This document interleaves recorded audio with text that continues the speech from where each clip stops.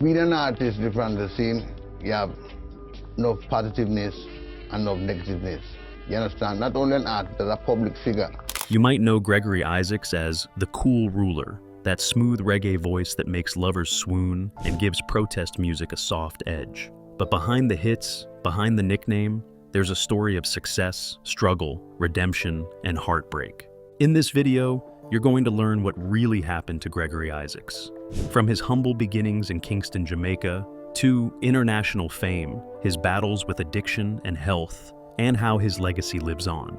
If you think you know his story, I promise, there's stuff most folks don't talk about. Let's get into it. Early life and first steps in music. Gregory Anthony Isaacs was born July 15, 1951, in Fletcher's Land, a tough neighborhood in Kingston, Jamaica. His father left for the US early in his life, so Gregory and his younger brother Sylvester were raised primarily by their mother. The area he grew up in, Fletcher's Land and Denham Town, was rough. Poverty, limited resources, and crime were part of daily life. But music, especially church hymns and Jamaican local singers, filled the air. Gregory's mother sang while she ironed. That sound stuck with him. It gave him his feel for melody, for emotion. In his teenage years, Gregory started entering talent shows. These contests were everywhere in Jamaica. If you could sing, you tried out. Though he didn't win big early, he did get noticed. In 1968, he made his first recording, a duet with Winston Sinclair called Another Heartache, later sometimes Another Heartbreak, for producer Byron Lee. It didn't become a hit, but Gregory kept working. He then joined a vocal trio called the Concords with Penro and Bramwell. They recorded several singles for labels like Rupee Edwards and Prince Buster. None blew up. Still, they gave Gregory valuable experience in the studio and on the local scene. Around 1970, the Concords broke up. Gregory then struggled solo. He produced some tracks independently. He also collaborated with various producers in Kingston. He learned how to survive in the music industry. Sometimes you need to hustle, sometimes compromise, sometimes have patience.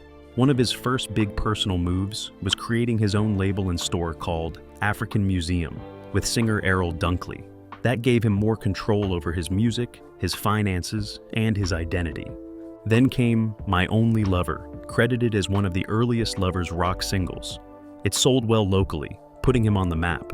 Around that, from 1973 to 1976, Gregory dropped a string of hits, ballads, roots reggae, romantic tunes.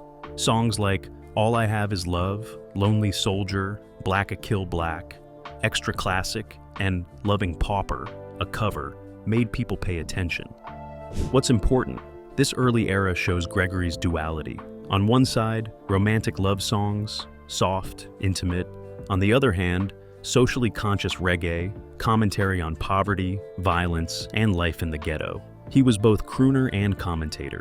That versatility later became part of what made him beloved, and, ironically, also vulnerable, because with success comes more scrutiny. By the mid-70s, he was already a star in Jamaica.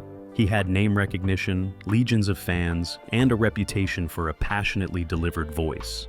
But he was still young, still learning, and the seeds of his later struggles were planted, often in the environment, often in choices, often in how fame works around vulnerabilities. Rise to fame. Once Gregory Isaacs had his footing in the early 70s, the rest of that decade saw a steady climb. He moved from being a local act to one of reggae's most prominent figures in Jamaica. After My Only Lover, Gregory worked with many of Jamaica's top producers. Winston "Niney" Holness, Gussie Clarke, and Alvin "GG" Ranglin each brought different sounds. For example, with Ranglin, he had his first Jamaican #1 hit, Love Is Overdue, around 1974. Other tracks, Border, #1, Slave Master, 1-1 Coco, Mr. Cop, the latter with Lee Scratch Perry, and others. Some tracks were lovers rock, some roots, some even with roots reggae's heavier beats. He also ran the record shop and label, African Museum, while recording with others to support it. Some of his work was self-produced. Other times, he leaned into producers who could get him a broader reach. This mix helped him maintain both credibility in local reggae circles and build toward international visibility. By the late 70s, not only was Gregory Isaacs topping charts and getting recognition in Jamaica, but he was also making inroads in the UK and US reggae dancehall scenes. He signed with Virgin's Frontline label around 1978. Albums like Cool Ruler, 1978, and Soon Forward, 1979, were among his more polished records, featuring production from major names like Sly and Robbie. There was still a struggle, though. Even as his sound perfected, people sometimes didn't get him outside reggae circles. Some albums didn't sell as well as expected, despite now being viewed as classics. Also, political unrest and economic issues in Jamaica shaped what music got attention, what venues were safe to travel to, and what opportunities were available. Gregory was navigating all of that. He kept producing frequently, touring locally, and building momentum. One moment that helped, his presence in the film Rockers, 1978, where he appeared and performed Slave Master. That gave him visibility not just in reggae circles, but in film and pop culture beyond. Also, socially conscious tracks gained weight. His songs didn't just serenade lovers. They also addressed injustice, poverty, crime, and struggle. That earned him respect among reggae purists. At the same time, his lovers' rock songs, romantic, sensual, earned him broader appeal, especially among audiences who might not want heavy political content. He balanced both worlds. This dual voice is part of what made Gregory Isaacs more than just a singer. He became a voice for many, speaking their loves, their hurts, their hopes. By 1980, the stage was set. The early success, the reputation, the local hits, the relationships with producers, the buildup of a fan base in Jamaica and abroad, all of that laid groundwork for what came next. His international breakthrough, but also the cracks underneath. International success. The early 80s were big for Gregory Isaacs. This is where the local Jamaican star becomes a global name. His song Night Nurse, released in 1982 under Island Records' Mango label, is often the track people outside of reggae circles recognize first. Night Nurse wasn't a chart smash in the US or UK right away, but it got lots of radio play and club spins. It propelled him into broader visibility. Fans who had never paid attention to reggae started hearing Night Nurse in lounges, in mixes, in reggae compilations. Before that, in 1978, he signed with Virgin's Frontline. The albums Cool Ruler and Soon Forward were out. They didn't dominate pop charts globally, but they showed his versatility. They showed Gregory could adapt to different sounds without losing what made his voice special. Cool Ruler had gentler offerings. Soon Forward had more energy, more experimenting. He kept working with producers like Sly and Robbie, whose influence was big for reggae's global evolution. Then came touring, Reggae Sunsplash Festival appearances. He played multiple years, extending tours to the UK, to parts of Europe, to audiences who were hungry for reggae, but often only knew Bob Marley. Gregory's presence there built his reputation as not just another reggae singer, but someone who could hold a tune, deliver emotion, and perform convincingly live. His signing with Island, Mango Imprint, was key. It meant better production, more promotion, and access to international distribution. Night Nurse, 1982, and the album with the same name showed that Gregory could maintain his Jamaican roots, his lyrical style, rhythm, and still appeal to global ears who might prefer more polished sounds. But success didn't come without compromise. While songs like Night Nurse made him rich in fame, there were trade-offs. The music business in the international scene can be harsh. Contracts, expectations, touring demands, and exposure to other temptations. Gregory's life was changing quickly. More travel, more pressure, more visibility. Also, his image, cool ruler, smooth lover, creative artist, social observer. That image required him to sustain a level of performance and persona. Any slip could cost reputation. Still, in this section of his life, Gregory was doing what he wanted: singing, writing, recording, performing. He was producing more albums, collaborating, staying relevant as reggae evolved from roots toward dancehall, lovers rock, and crossover fusion. Songs were being played not just in Jamaica, but in London sound systems, European clubs, Jamaican diaspora communities in the US, Canada, UK.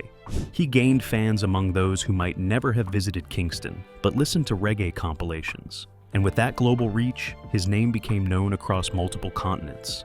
In sum, the international success era was a peak. Artistic confidence, global audience, strong discography, and recognition beyond genre limits. That said, life behind the scenes was getting more complicated. And that brings us to the next section. What personal issues and legal troubles were creeping in while Gregory was riding high? Personal struggles and legal troubles. Fame and its demands often expose cracks. For Gregory Isaacs, those cracks were addiction, legal trouble, and personal pressures. Even during his rise, there were shadows. One big struggle was drug use. Over years, Gregory became addicted to cocaine among other substances. His own quotes later refer to how drugs were a kind of perverse education, the greatest college ever, but the most expensive school fee ever paid.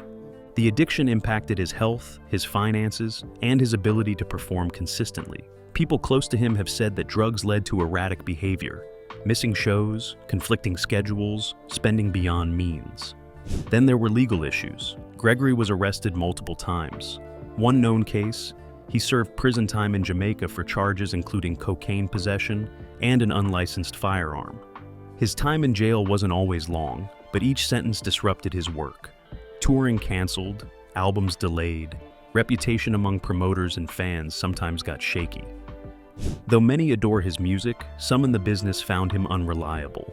At one point, his drug use was so intense that it affected his teeth. He lost many. Also, there are reports that addiction put enormous stress on his finances. Even though he had hits and toured, mismanagement, high lifestyle costs, production costs, and sometimes not being paid fairly by labels caused financial strain. Combined with health issues, we'll get to them, this meant that even when his popularity was high, behind the scenes things were messy. Despite that, Gregory kept recording. Some of his best work comes from periods when he was deeply struggling. His emotional vulnerability in love songs sometimes mirrored real pain. His protest songs sometimes came from observing violence, injustice, and poverty close to home. That gave authenticity but added burden. Carrying fame, carrying personal demons, carrying public expectations. Those layers wore on him. Also, legal issues sometimes involved violent surroundings or gang connections by proximity. Not always his making, but being in Kingston. Being poor early on, fame gave him exposure to people and situations that were dangerous.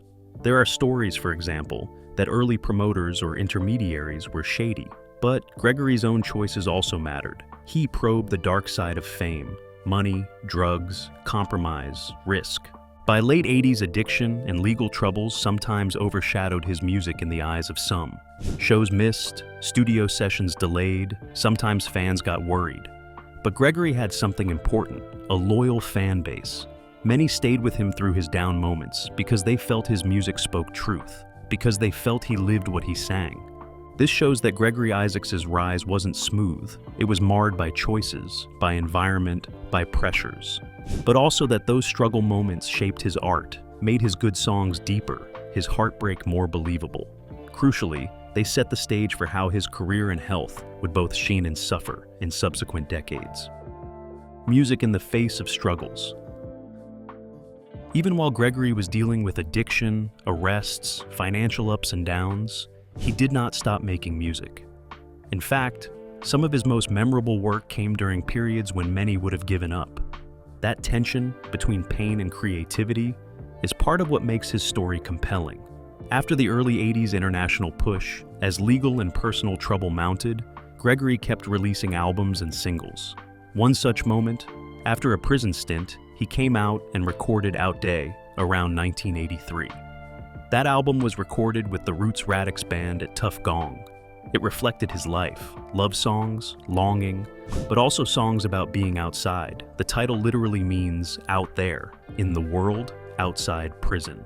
His vocals remained smooth, his emotional delivery remained potent, even when his voice sometimes showed rough edges. Audiences could hear fatigue, vulnerability, urgency. It made songs hit deeper. Tracks that might have been dismissed as just lovers reggae became nuanced. They carry weight. He worked with big producers like Gussie Clarke. For example, in 1985, Private Beach Party with Gussie Clarke came out. It included duets and dealt with love and longing, even playfulness. In 1988, Red Rose for Gregory brought Rumors, which was a big hit. It reminded people he could still dominate the reggae charts, still deliver songs people wanted to hear. He did this over and over: albums, live performances, studio work. Even as some critics said his output became uneven, fans appreciated consistency. Sometimes songs were delayed, sometimes production was imperfect, but Gregory's voice, his lyrics, his mood, those kept him relevant. That's rare. Many artists burn out, many fade. He didn't fade, though he ebbed and flowed. There was also emotional content in his songs that mirrored his internal journey: love, heartbreak, regret, and longing.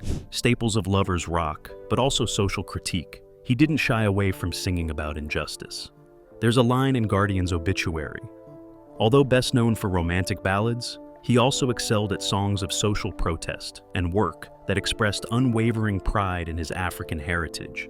He could move between the bedroom and protest stage without losing authenticity. Another thing, Gregory knew the business well.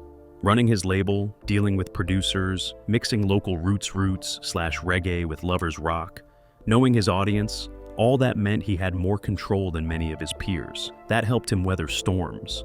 If one album underperformed, he had others. If one promoter got shady, he could fall back on others. His prolific output helped build a cushion. Still, continuous work came with a cost.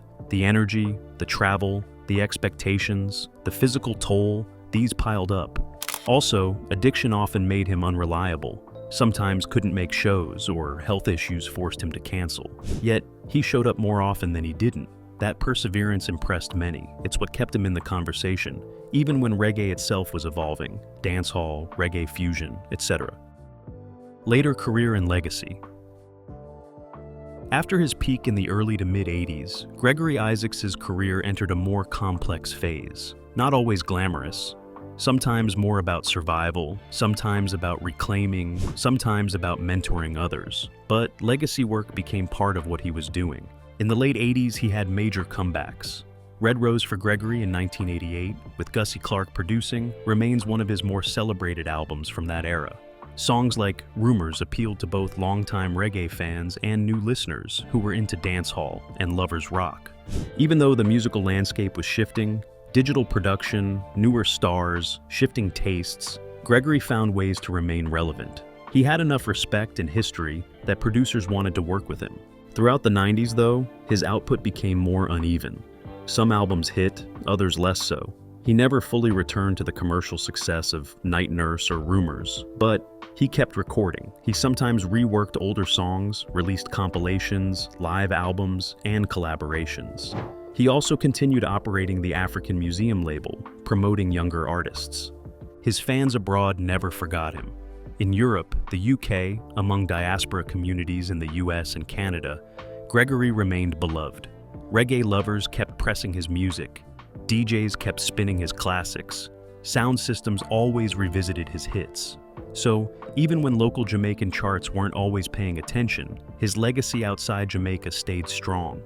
That contributed to his staying relevant, to keep opportunities coming.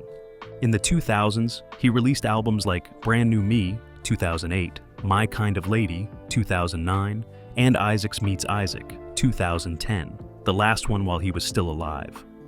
Those records didn't always have the commercial punch of earlier works, but they showed that he was still artistically active, still writing, performing, collaborating, sometimes returning to his roots, sometimes embracing newer production styles, always doing what he could to connect with fans. Part of the legacy work also came in how he influenced others. Lovers rock artists, reggae singers, and vocalists who followed. Many cite Gregory as a major influence. Younger artists who listen growing up hear his voice and feel like he showed them how to mix sensitivity with grit.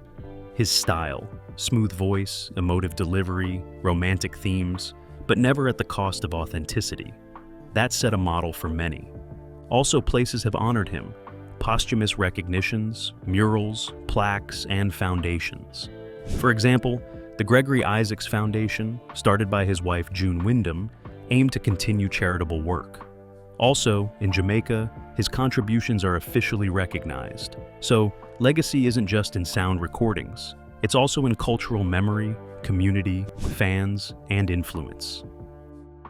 Health battles. Gregory Isaacs' health struggles are a big part of what really happened to him. They're tied in with his addiction, his lifestyle, his rising fame, and its stresses. One major issue was lung illness, including lung cancer. Some sources say he battled lung cancer in his final years. At the same time, there are reports that liver cancer was involved. There is some confusion among sources, but the most credible, e.g. the Guardian obituary, states that cancer was the cause of death. Also, long-term drug abuse is believed to have aggravated his health decline, possibly contributing to respiratory problems, poor nutrition, and infections. His teeth loss is one of the more visible signs of health decline. Years of drug use, poor dental care, probably neglect due to addiction or financial priority issues, combined with time spent traveling, poor diet, perhaps exposure to tobacco, all contributed. He lost most of his teeth over time. That affected his appearance, his confidence, maybe even singing. It's hard to perform when part of your body feels broken. Performances became harder. Tiring travel, voice strain, illness, sometimes missing shows, sometimes needing to cancel. Also tours where conditions weren't ideal, climate, accommodation, nutrition, likely added to wear. For many artists, aging itself is tough. For Gregory, aging plus decades of addiction and health neglect made it worse. Despite health decline, he still worked up to the end. In 2008, Brand New Me was nominated for a Grammy 2010. Though he may not have had the stamina he once did, he still made music people wanted to hear. Also in 2010, Isaacs Meets Isaac, a collaborative album, was released while he was alive. But in the last years, he was less constant. Live shows were more scarce, public appearances harder, and health emergencies more frequent. There's a human cost. Isolation, pain, frustration at no longer being able to do what you once did easily. Fans often talk about how his live performances in later years had a different energy, softer, more reflective, more bittersweet. That doesn't mean worse, it means shaped by suffering, and sometimes that gives music depth. Also, health costs often mean financial costs, medical bills, travel for treatment, perhaps loss of income from fewer shows.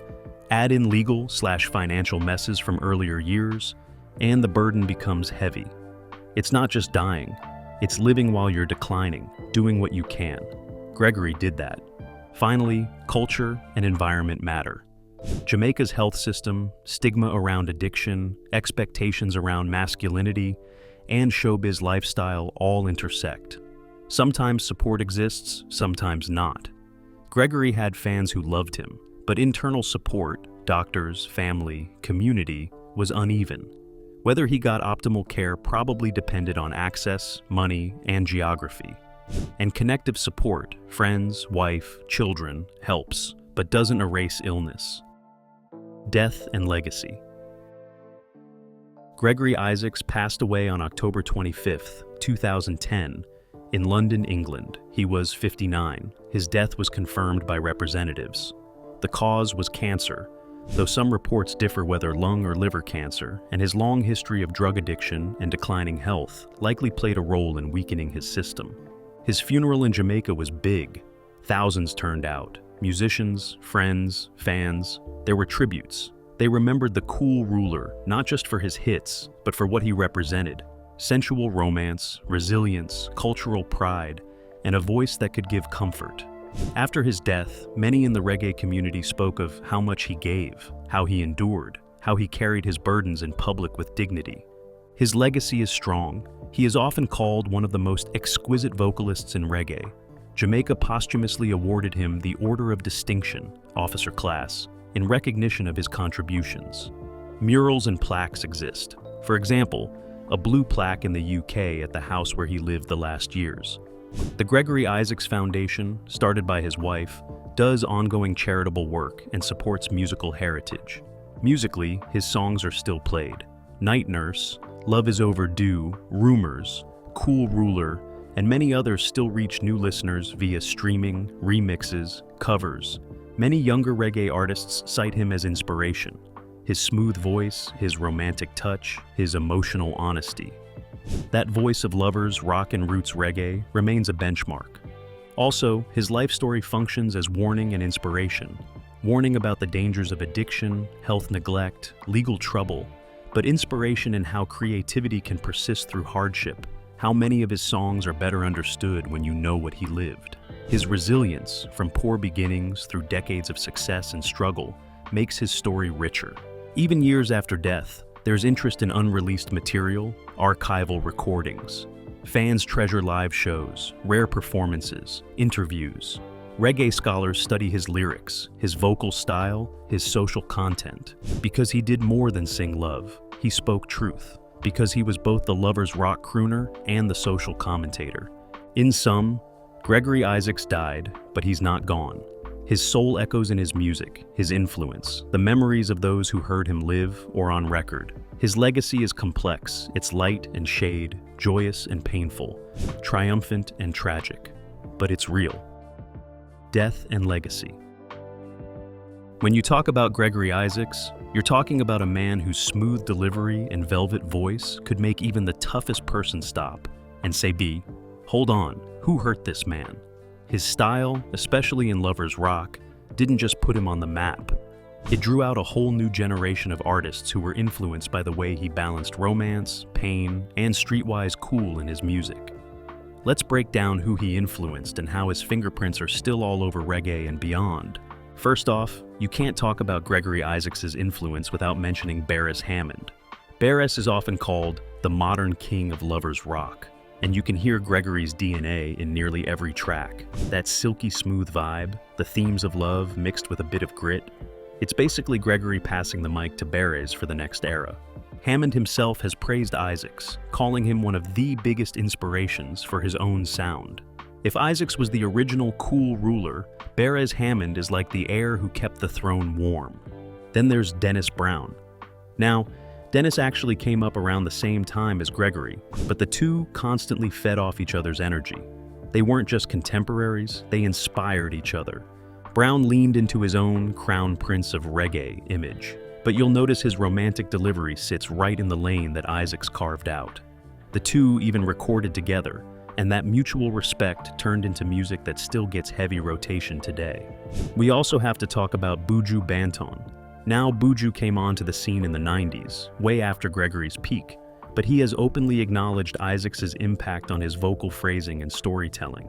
Where Gregory laid the foundation of smooth yet powerful vocals, Buju added his own rough edge. Think of it as Isaacs laying down the red carpet, and Buju walking over it with big boots, still tipping his hat to the cool ruler on the way. Moving outside of Jamaica, even artists in R&B and hip-hop owe something to Gregory Isaacs. You can hear echoes of his style in singers like Maxwell or D'Angelo, who both draw on that same kind of sensual delivery that Isaacs popularized. While they're not reggae, the vibe of making romance sound tough and cool at the same time is straight from Isaacs' playbook. And don't even get me started on Snoop Dogg, who has sampled reggae plenty of times. Snoop has said reggae legends like Gregory Isaacs shaped his appreciation for laid-back grooves that still pack emotional weight. You also see Isaacs' shadow in the UK reggae and Lover's Rock scene. Artists like Maxi Priest and Janet Kay built their whole careers in a world that Gregory helped shape. Without him paving the way for that smoother style of reggae, the UK sound wouldn't have had the same level of credibility. It's like Gregory handed them the blueprints and said, "Here, build on this, but don't mess it up." Even today, younger reggae revival artists like Chronix and Protoje nod to Gregory Isaacs as a cornerstone. They might blend in roots, dancehall, and even hip-hop, but the romantic sensibility and cool swagger can be traced straight back to Isaacs. He didn't just inspire individuals, he inspired movements within reggae that keep popping up decade after decade.